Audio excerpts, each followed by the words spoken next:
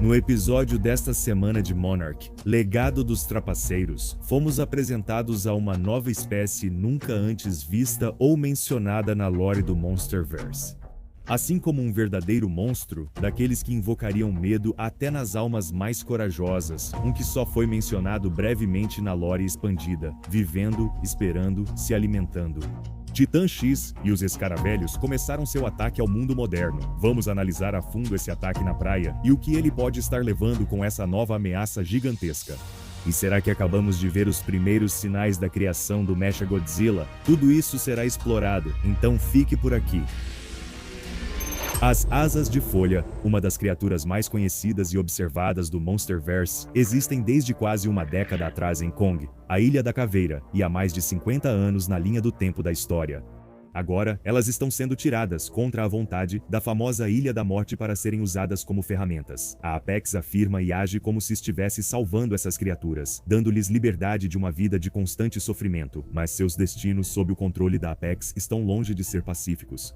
No episódio 4, vimos vislumbres de asas de folha adultas sendo mantidas em cativeiro, uma prisão para animais que precisam de quilômetros de espaço aberto e que evoluíram para viver em florestas, forçadas a viver em uma caixa de concreto. Enquanto a Apex decide como estudá-las, esses animais demonstram ser agressivos com os humanos, e isso nos leva ao filhote de asa de folha.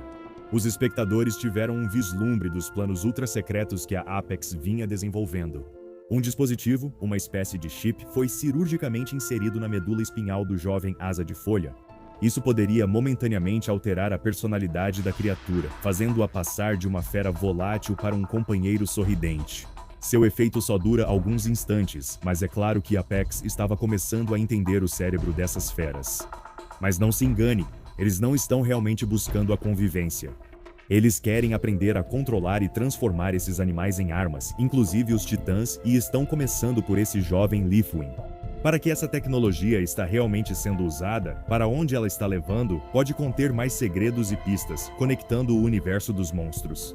Vamos falar mais sobre isso mais adiante no vídeo, mas por enquanto vamos passar para um habitante da Ilha da Caveira que realmente é um monstro.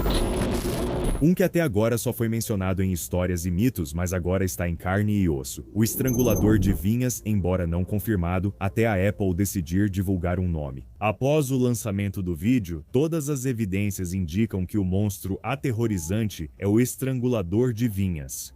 Inspecionando os esboços dessas feras, você pode ver as semelhanças brutais. Evoluída para uma vida nas árvores, essa criatura se adaptou para se tornar um caçador furtivo excepcional. Pernas como galhos, um corpo que parece facilmente ser confundido com parte de uma árvore. E apêndices semelhantes a tentáculos que caem do seu corpo de uma forma parecida com as vinhas que descem das copas acima. Toda a sua biologia é perfeita para capturar presas, sem que elas sequer percebam que estão sendo caçadas. Uma vez que sua presa está presa, ela é então puxada em direção àquela boca infernal cheia de dentes. O modo exato como o estrangulador devora sua presa é desconhecido, mas há evidências nos rejeitos da criatura ou nos restos vomitados de suas vítimas. Você pode ver que ele não gosta de digerir ossos e algumas das partes mais resistentes, regurgitando-as como fazem os pássaros. Isso sugere que o estrangulador tem um estômago incapaz de dissolver coisas como ossos ou chifres. Ele simplesmente suga as partes suculentas e depois expulsa o que sobra, garantindo que não danifique seu trato digestivo. Um pequeno toque de normalidade para o que, de outra forma, é um animal do inferno. É melhor que esse fique na Ilha da Caveira. Kong pensou a mesma coisa sobre nossos próximos monstros. Hora de focar rapidamente no Titã X e nos escaravelhos no episódio 4. As duas espécies recorrentes continuam a intensificar sua missão misteriosa, se escondendo nas praias, cavando sob a areia para se manterem aquecidas e protegidas. Os escaravelhos aguardaram o chamado do mestre e, assim que ele ocorreu, começaram a matar em segundos. Rasgando e dilacerando, esses dois humanos foram despedaçados em segundos. Curiosamente, porém, eles não pareciam se alimentar da carne humana, correndo como filhotes de tartaruga marinhas furiosos diretamente para o oceano em direção ao Titã X. Eles teriam comido os corpos desses dois jovens se não estivessem sob o chamado de seu alfa, não podemos ter certeza. As evidências atuais indicam que esses animais não estão comendo os humanos. Eles matam, eles parecem estar matando apenas por matar. o que é praticamente um conceito morto no reino animal e no mundo fictício do Monsterverse.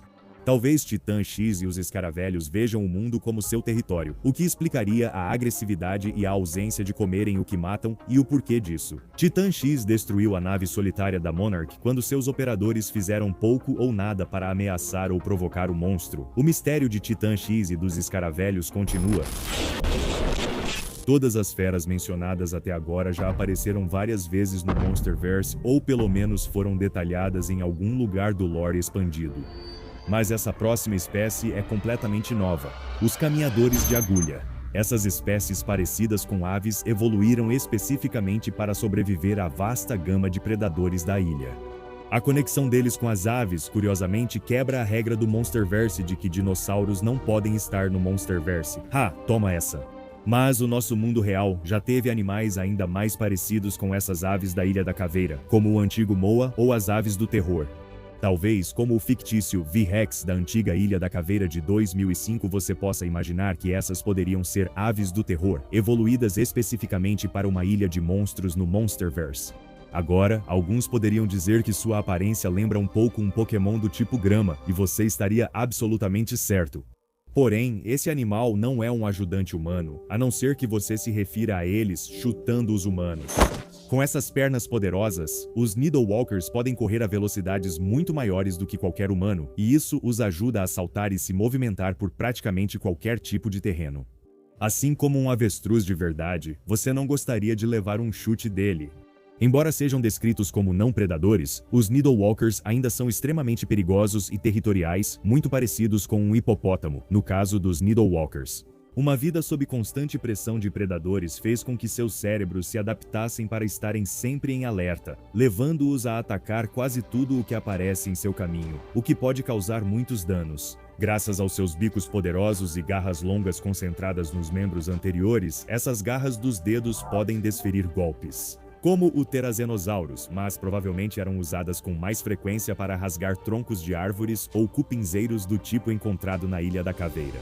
E para garantir que estejam o mais protegidos possível enquanto procuram alimento, a maior parte de seus corpos é coberta por adaptações duras e irregulares, semelhantes a penas, que os tornam quase impossíveis de atacar corretamente ou engolir inteiros. Dá para imaginar um predador maior na Ilha da Caveira tendo uma surpresa bem dolorosa. Quando mordeu a armadura protetora do caminhador de agulhas, essa característica evolutiva lhes deu esse nome, os caminhadores de agulhas.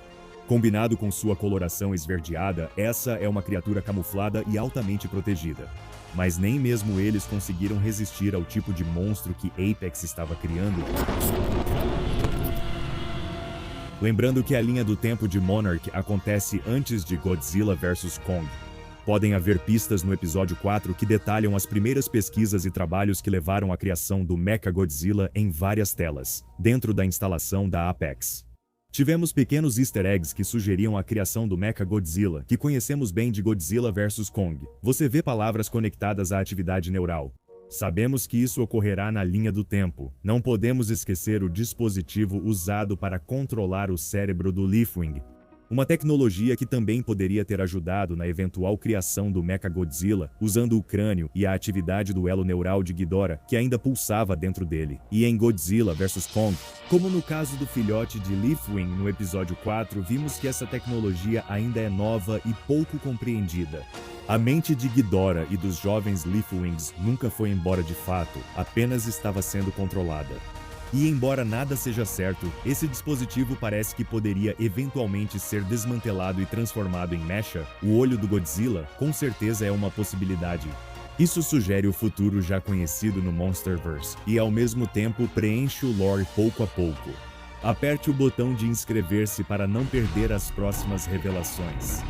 As coisas estão esquentando. Mais monstros e easter eggs certamente virão enquanto a segunda temporada de Monarch avança. Vamos analisar todos, episódio por episódio. Comente qual é seu monstro favorito. Eu fui o Jacob e espero que tenha gostado deste vídeo com estilo mais documental. Vejo vocês, corajosos exploradores do Monsterverse, no próximo vídeo.